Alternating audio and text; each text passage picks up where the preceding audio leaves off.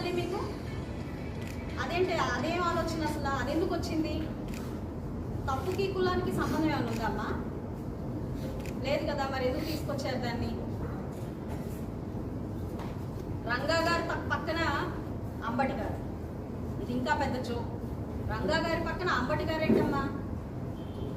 రంగా ఫాలోవర్ని కాదు నేను, ఆయనకి నాకు సంబంధం లేదు, మా కులం వాళ్ళందరూ అదో టైప్ మనుషులు. వీడియో చూపించాలమ్మా.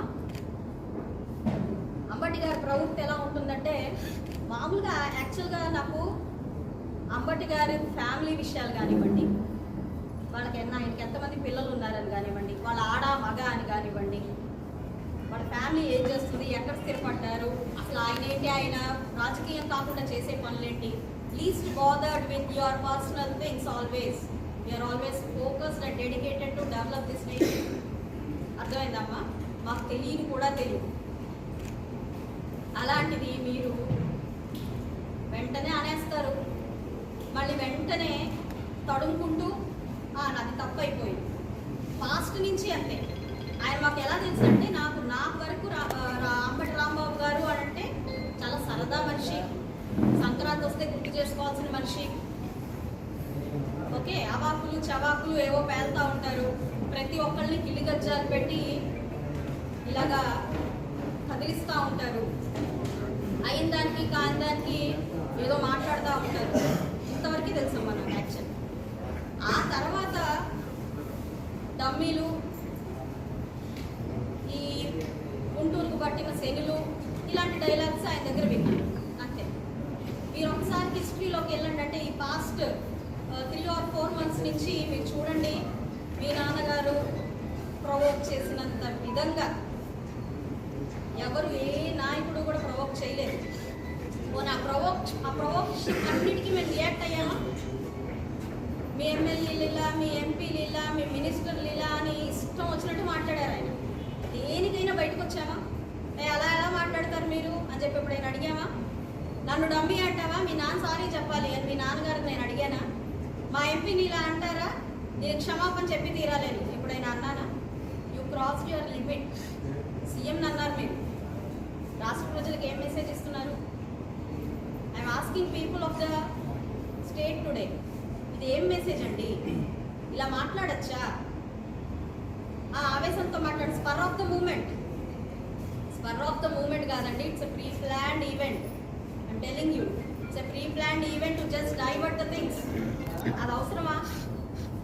పోనీ 5 రూపాయలకి కకృతి పడి ఈ సోషల్ మీడియాలో లకారాలు తప్ప ఇంకేమీ మాట్లాడని బ్యాచ్లు అయితే నేనేం పట్టించుకునేదాన్ని కాదు.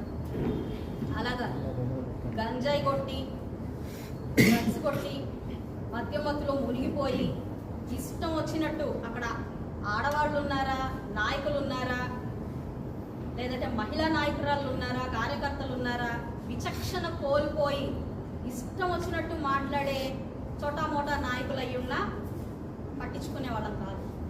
మరి మీ నాన్నగారు 40 years ఇన్ ఇండస్ట్రీ, మీరు పుట్టిన సంవత్సరానికి ఆయన పాలిటిక్స్లో ఎమ్మెల్యే అయ్యారని మీరు చెప్పారు.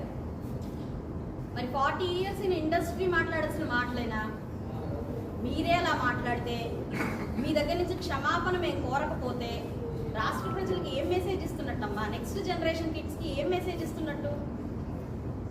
అది మీకు అర్థం కాలేదా? మీ కుటుంబం లేదా? మీరు ఆడవాళ్ళేనా? మీ కుటుంబం లేదా? పిల్లలు లేరా? ఇలా అడిగారు. ఉన్నారమ్మా, నాకు 2 పిల్లలు ఉన్నారు, మేము వ్యాపారంలో ఉన్నాం, మాకు భయం ఉంది, భక్తి ఉంది, పాపభీతి ఉంది, విచక్షణ ఉంది, వివేకం ఉంది, ధైర్యం ఉంది, సాహసం ఉంది, తెగింపు ఉంది, తప్పు చేస్తే ఇది తప్పు అని ప్రశ్నించే తెగు ఉంది, అన్నీ ఉన్నాయమ్మా. అందులో భాగంగా నిన్న మీరు చేసిన దానికి క్వశ్చనింగ్ అంతే. అది దాన్ని మీరు దాడి అండ్ డైవర్సిఫై చేసుకుంటే ఇంకా అంతకంటే గొప్ప విశేషం ఇంకొకటి లేదు. అది మీరు అర్థం చేసుకోవాలి. ఇంకొక ఆయన మాట్లాడతారు, జక్కంపూడి రాజా గారు, చుట్టు పట్టుకొని నడి రోడ్డు మీదకి తీసుకొస్తారంట. ఎందుకు తీసుకొస్తారండి? ఏం చేశామని తీసుకొస్తారు? క్వశ్చన్ చేశామనా? లేక అసెంబ్లీలో ప్రజా సమస్యలు తప్ప బూతులు మాట్లాడలేదని తీసుకొస్తారా? దేనికి తీసుకొస్తారు? 40 in industry versus 20 months in politics. నేను చెప్తున్నాను, ఈ గుంటూరు పశ్చిమ నియోజకవర్గంలో ఈ 20 నెలల నుంచి ఏం జరిగింది? ఎప్పుడూ జరగలేనంత అభివృద్ధి జరిగింది. ఎక్కడ చూసినా రోడ్లు, ఎక్కడ చూసినా డ్రైన్లు, మంచినీటి సమస్యలు లేవు, ట్రాఫిక్ సమస్యలు లేవు, ఎలక్ట్రిసిటీ సమస్యలు లేవు, గంజాయి లేదు. ఇలా ఎన్ని సమస్యల మీద పోరాడుతున్నామమ్మా? దీనికి వేస్తారా? దీనికి తీసుకొస్తారా రోడ్ల మీద మమ్మల్ని? కానీ విని ఎరగని రీతుల్లో ఇప్పటిదాకా అసంతృప్తిగా ఉండిపోయిన ప్రతి పనులు ముందుకెళ్తున్నాయి. గౌరవ ఎంపీ గారి ఆధ్వర్యంలో అనేక అభివృద్ధి కార్యక్రమాలు ముందుకెళ్తున్నాయి. అందుకు తీసుకొస్తారా రోడ్ల మీదకి చుట్టు పట్టుకొని? అంటే మీకు దుశ్శాసనాలు అయ్యి ఉండొచ్చు, నేను కాదన్ను.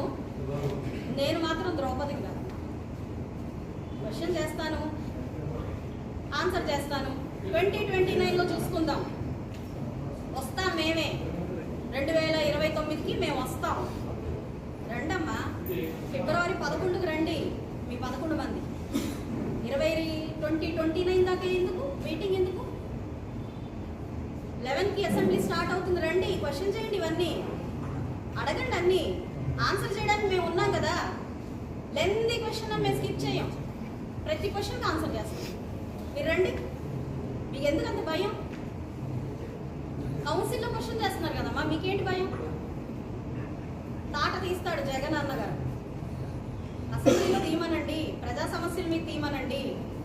ఏదో మిమ్మల్ని అరాకొరా నమ్మి ప్రజలు నిజంగా ఇంకా నమ్మి ఆ 11 ఇచ్చారు చూసారా, వాళ్ళ కోసమైనా రండి.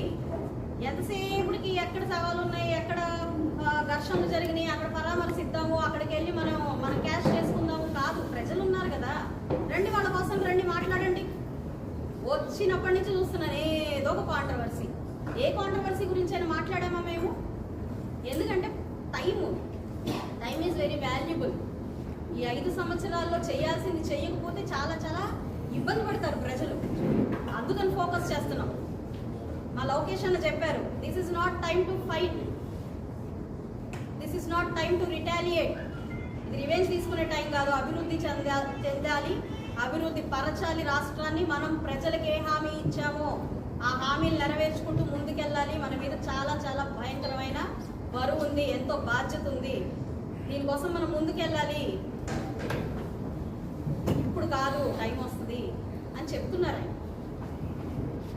కాకపోతే కొన్ని మాటలు తీసుకోలేము, ఎక్కడ చెల్లించలేము, ఎవరినన్నా ఏం మాట్లాడలేము.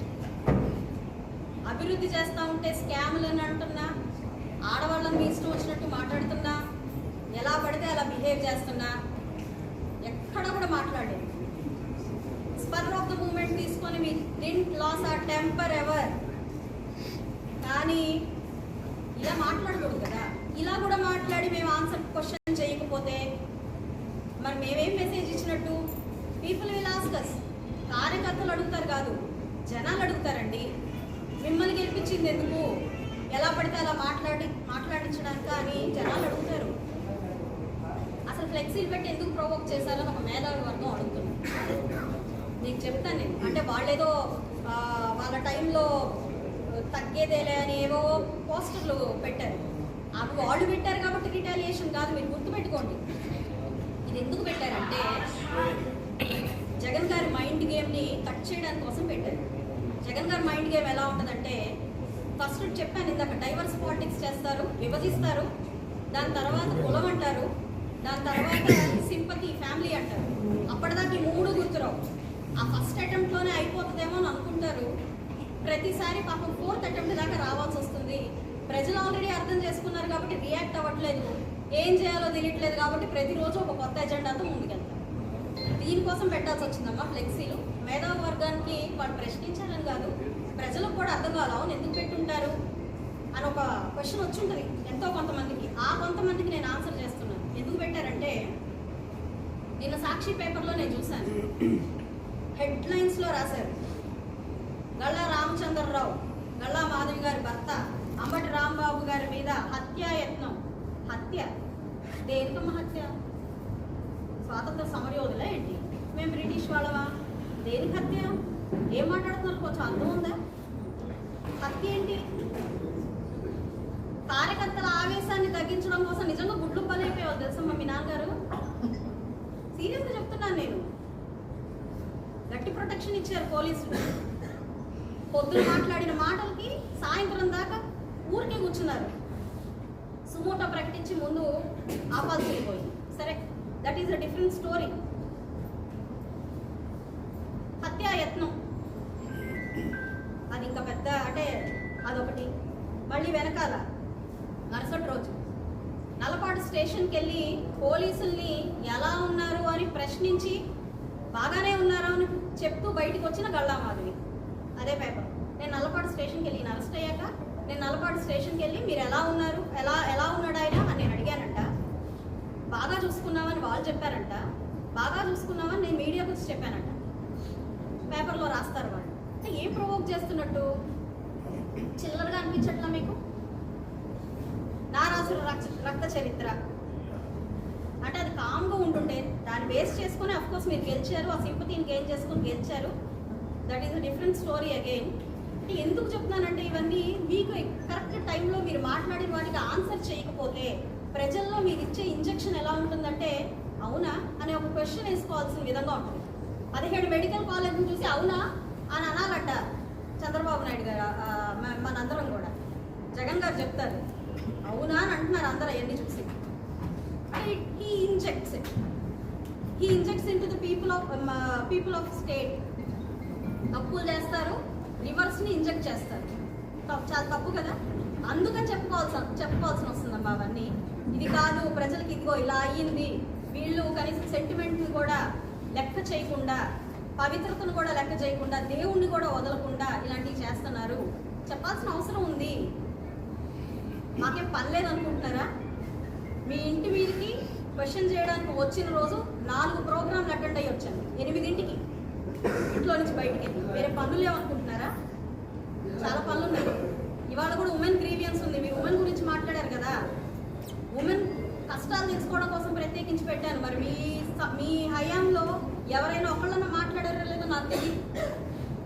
ఆడవాళ్ళు పడుతున్న కష్టాల గురించి ఒకళ్ళన్నా మాట్లాడారో లేదో నాకు తెలియదు. మీ రోడ్ల మీద నుంచి అమరావతి మహిళల్ని ఈడ్చుకెళ్తుంటే ఒకళ్ళైనా మాట్లాడారో లేదో నాకు తెలియదు.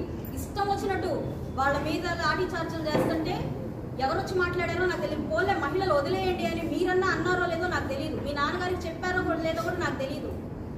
ఇంట్లో పెళ్ళాల గురించి లేదంటే పెళ్లిళ్ళ గురించి మీ నాన్నగారు ఆకులు చవాకులు మాట్లాడుతుంటే నాన్న ఫ్యామిలీ వద్దు, వాళ్ళ ఫ్యామిలీ విషయాలు వాళ్ళ భార్యల గురించి మనకి ఎందుకు వద్దు అని మీరు అన్నారో లేదో నాకు తెలీదు. ఎందుకంటే మీరు ప్రత్యక్ష పాలిటిక్స్లో లేవని చెప్పారు. మమ్మల్ని పావులుగా ఉపయోగించుకుంటున్నారు, బలిపశువులు చేస్తున్నారు అని చెప్పారు. బలిపశువులు ఎవరు చేస్తున్నారు ఒకసారి ఆలోచించుకోండి. స్క్రిప్ట్ రాసిస్తే చదువుతున్నారు మీరు, అర్థం పర్థం లేకుండా, ఫ్యాక్ట్స్ తెలుసుకోకుండా. మీ నాన్నగారు రెచ్చగొట్టి కారులో నుంచి బయలుదేరిన తర్వాత ఆయన మాట్లాడిన మాటలు విని తట్టుకోలేక ఒక మహిళ వెంట పరిగెత్తింది. దాన్ని మీరు రివర్స్ చేసేసారు పూర్తిగా.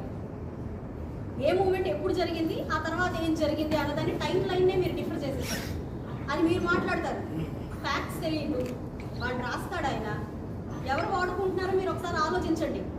అంబటి రాంబాబు గారు టెంపర్ లూజ్ అయి మాట్లాడలేదమ్మా, ఇది గేమ్. ఎవరు మాట్లాడుతున్నారో ఆలోచించుకోండి. ఎవరు మిమ్మల్ని మ్యానిపులేట్ చేస్తున్నారో ఆలోచించుకోండి. బలి పశువులు ఎవరు చేస్తున్నారో మీరు ఆలోచించుకోండి.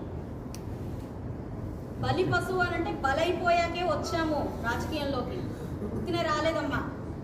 ప్రజాసేవ చేయాలి అని అంటే చాలా మార్గాలు ఉన్నాయి, చేసేవాళ్ళం మేము.